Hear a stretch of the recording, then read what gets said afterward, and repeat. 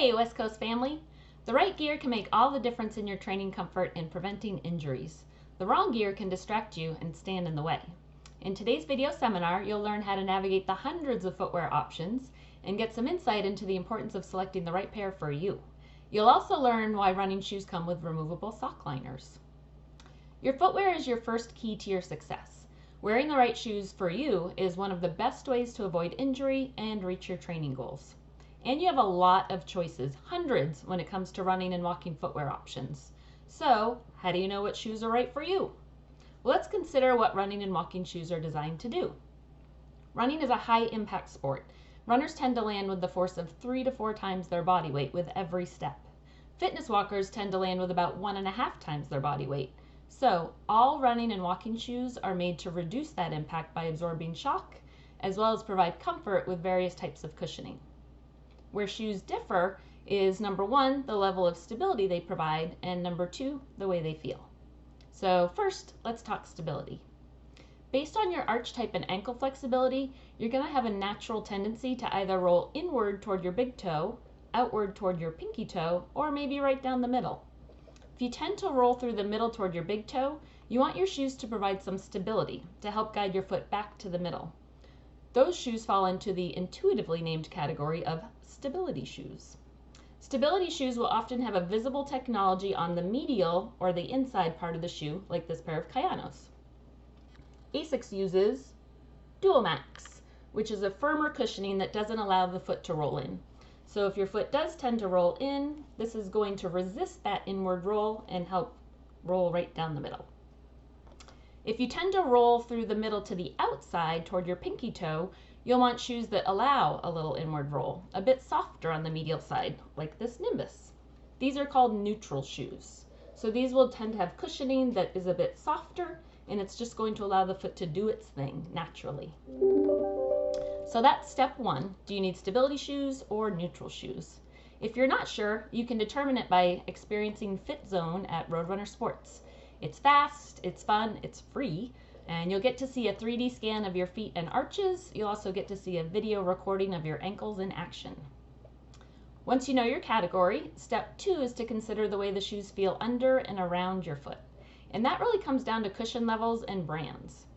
Some runners like to feel the ground under their feet. Light and fast cushion shoes are designed for racing. You call that ground proprioception. You can really feel and hug every turn, just like race cars sit low to the ground and hug the turns.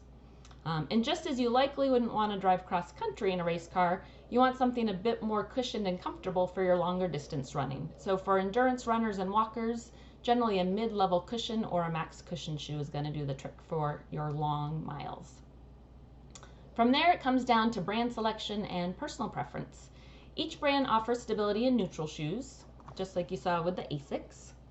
Each brand offers different cushion levels, the light and fast all the way up to the max cushion, and each brand uses different cushioning technologies. So that's where you can find your own personal preference. Some cushioning technologies are soft and pillowy, some are firmer, a bit more responsive, maybe offering you a little bounce back or rebound. Really the best way to decide what you like is to try them on. Before you try them on, you'll want to make sure you're measured correctly. Believe it or not, our feet change and grow even as adults, so it's important to be measured at least once a year. And you'll typically want to wear about a half size to a full size larger than your dress shoes. This will help make sure your toes aren't hitting the end of your running and walking shoes. And pro tip, best time of day to go shoe shopping is at the end of the day or after a run or a walk when your feet may be a little bit swollen. Once you've found your perfect fit, so you found your category, your cushion, your brand, and your size, let's make sure you know how many miles you can put on your shoes before it's time to replace them. I know you just bought them and you got to worry about that second pair. But most high mileage shoes are designed to last between about 350 to 500 miles. You can get closer to that 500 mile mark in a couple ways. One way is to rotate your shoes between 2 pairs, so you're never wearing the same pair 2 days in a row. That allows the midsole and the cushioning, all the kind of the guts and the engine of the shoe, to fully rebound, re-expand before you're running in them again. In addition to making your shoes last longer, rotating your shoes between 2 pairs also reduces repetitive motion injury. Second way you can extend the life of your shoes is to replace the sock liners with custom or over-the-counter insoles. While shoes will absorb shock and guide the motion of your foot on the road, they don't provide arch support, and your sock liners certainly don't either. These are just designed to be a barrier between your foot and the stitching. They're quite honestly made to be replaced. Long distance running and walking can put a lot of repetitive pressure on your feet and arches, and without proper support, you can find yourself rolling too far inward or outward. That can create a domino effect up the body. If your ankles are turned in, your knees will turn in. That can cause unnatural rotation in your hips, and that can lead to aches and pains all the way from your back all the way up into your neck. And that's all because your feet aren't supported. So, running shoes are designed with a removable sock liner because it's expected you'll want to customize the support and cushioning. Even beyond the shoe that you've picked, you've got some additional choices to make. So, the best option for keeping your feet balanced are custom insoles because these are going to account for differences or imbalances between your feet. Believe it or not, you're not perfectly symmetrical. So you might have one arch that's a little bit higher than the other arch. You might have one foot that's a little longer than the other foot. So a custom insole starts out completely flat, and then they're heated and custom molded to your feet while your foot is put into a neutral position. And that's going to hold your foot in that neutral position.